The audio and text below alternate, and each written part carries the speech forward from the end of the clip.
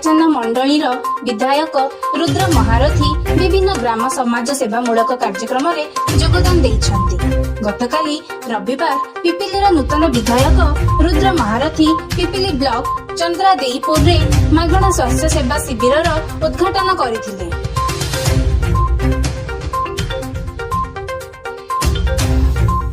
Delang block रुकुदेईपुर ग्राम पंचायत नूतन party office उद्घाटन करथिले।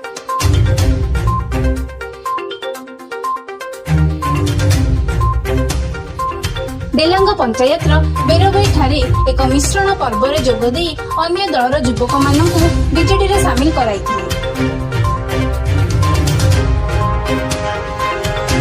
पुरीरो रमेश साहुंक सह प्रियंका मिश्र, ओडिशा संग्राम न्यूज।